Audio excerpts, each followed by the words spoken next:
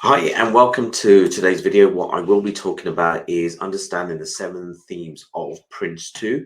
I will be going into a bit more detail around the business case, organization, quality, plans, risk, change, and progress, and really give you a basic understanding of those 7 elements of the theme. But before we do that, let me just give you a brief overview of what these 7 principal themes, should I say, not principles. That's in another video. But the 7 themes of what are part of Prince2 are really there so that they're put in place right at the beginning of the project. You need to make sure that these elements are continually addressed, and you are reviewing these throughout the whole project.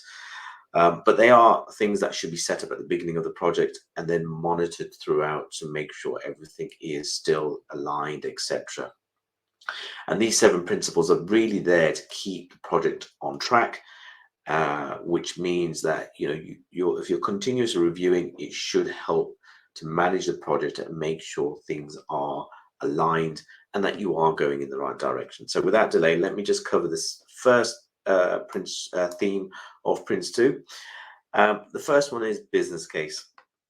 So really, the whole point of a business case is to make sure the project that you are delivering has business justification in there, and this theme provides knowledge about whether a project is worthwhile or achievable. It covers cost, benefit, risk, and time, and the timeline. And at this point of the business case, it's an estimation. It has a high level view, but again, it does have a cost, it has a benefit, risk, and timeline, which is being agreed by your senior stakeholders. So you need to make sure you've aligned that. So that's one element you need to keep reviewing. The next one is organization. Now, the organization here is related to the defined roles and responsibilities within the project. And it requires a project manager to make sure everyone's roles and responsibilities are recorded.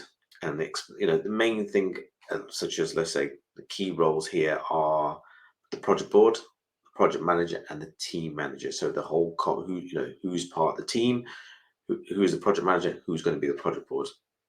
And as part of the organization, it really emphasizes on clear communication, which helps when you define the roles to who you're going to talk to, etc., as part of that organization. So in principle, who is going to be part of the project team, who do you report to, who the project manager is, and who's going to do the work, so that the communication flows go all the way. Next one is quality. Now, this is really focused on the product principle.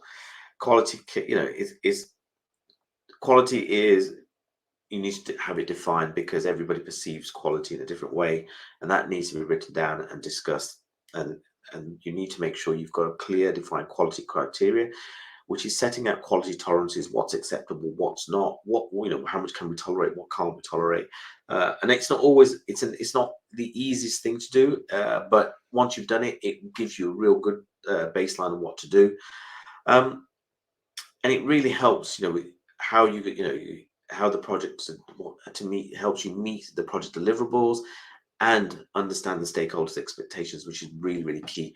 Because if you don't understand what they want, you're unable to deliver. As part of a project, you need to do that.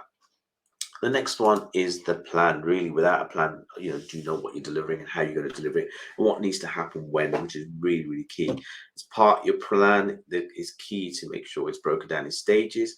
But again, it should outline a nice time scale, give you a degree of cost, incorporate quality and the benefits. Again, allow you to assign resource. And again, you need to make sure that you maintain this throughout the project. With all these themes, you need to make sure you are continuously maintaining those. Next one is risk. Now, the purpose of this theme is really to identify, assess, and control uncertain events during a project. Now, you can't predict everything. It's things you know of, things you discover, and things you think you could do. And these are not just negative risks, they're positive risks as well. Can we take advantage? All the risk has come, but can we take advantage of that to create an opportunity? That all needs to be logged, and I would call, you've got a risk log, put it on there. Next one is change. Now, with every project, you're going to have change. Things are never going to go to plan. You need to make sure you've got a clear, defined change process. And not to prevent changes. You'll have to incorporate changes, but to manage those changes. And it's really make sure that once you've got these changes, you control the changes, that it aligns with project scope and the cost and the schedule. Really, really important to make sure those align. Um, uh, but again, change is something that should be embraced, not necessarily, I would not say it's a negative thing, because the business changes, people have to adapt. So, but you got to manage it to make sure that everything aligns and that your stakeholders have agreed that if it's a major change because you're moving direction, that it aligns with what they expect.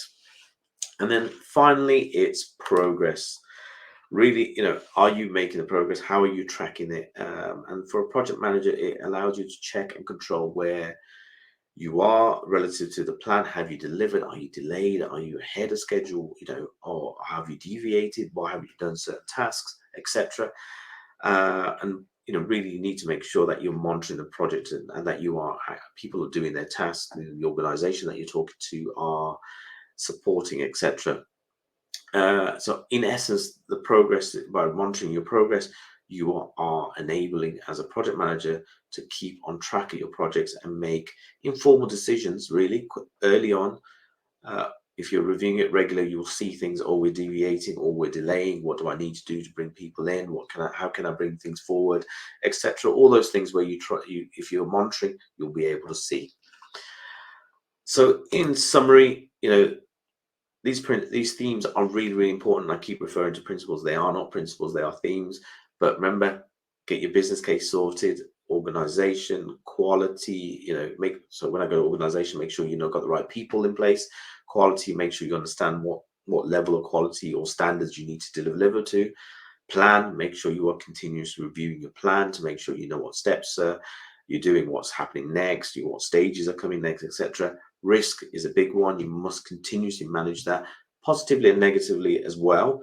Change, make sure you've got that incorporated within your project, that any change is embraced and managed effectively, and make sure you keep that with your stakeholders. And then progress, keep that, keep monitoring your progress so you know which direction you're going in. Are you on track? Are you failing? What are you doing? And then you can manage and adapt accordingly. But remember, these themes are something you should be doing continuously.